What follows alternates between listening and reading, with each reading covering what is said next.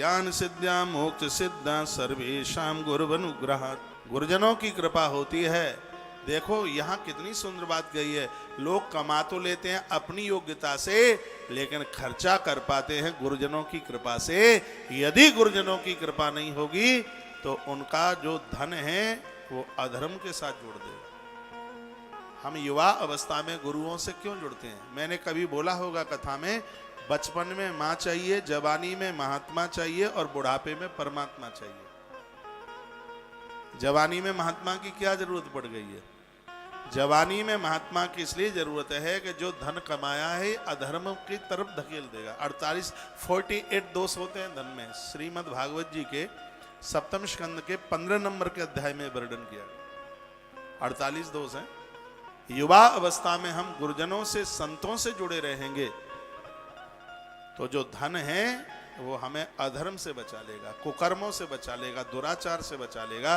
जब धन चल करके आता है, सबसे पहला दोष तो ये है, ग्रंथों में जो लिखा है वो अनुभव, महापुरुषों ने अनुभव करके लिखा है। संपत्ति बढ़ती है तो सबसे पहले पुरुषों को अपनी घरवाली मलूक नहीं लगती, अच्छी नहीं लगती, कुकर्मी हो जाते हैं, दूसरी स्त्रियों के साथ फंस जाते हैं, और ये दुर्गति का एक बहुत बड़ा कारण है। ये युवा अवस्था में गुरुजनों के साथ, महापुरुषों के साथ, संतों के साथ, अच्छे लोगों के साथ, विचारकों के साथ जुड़े रहेंगे तो इस अपराध से बच जाएंगे, नशा से बच जाएंगे, ऊट पटंग काम से बच जाएंगे। जो लगभग 20 वर्ष से लेकर के, मैं तो फिर कहूंगा 17-18 वर्ष से लेकर के जो एक 50 वर्ष तक का समय है, ये समय तो गुरुजनों के संग रहने वाला समय, महापुरुषों के संग। मैंने तो माताओं को कहा है कि इन बच्चों की शादी करो, घर में उनकी बच्चों की घरवाली आवे उससे पहले इन बच्चों को महात्माओं को सौंप दो, महापुरुषों को सौंप दो। राम जी को माता जानकी मिली है, माता कौशल्या ने उससे पहले राम को विश्वामित्र जैसे महान महात्मा के साथ जोड़ दिया, राम जी को साधु के संग जोड़ दिया।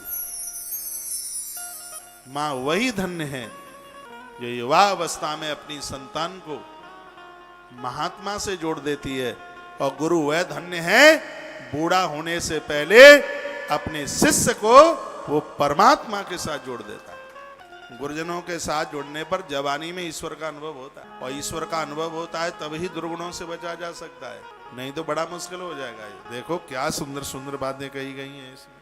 तो वर्णन कर दिया, ज्ञान सिद्ध्या मोक्ष सिद्धि सर्वेशाम गुरुवनुग्रहात्। ये गुरु की कृपा है कि शिष्य को ज्ञान की सिद्धि करा देते हैं, उसके धन को गलत जगह खर्च नहीं होने देते। धन धान्यादिकम सर्वम देहि मे ग्रहि मेधिना सत्संगाश्रमे तद्वै नराणाम जायते ध्वजा।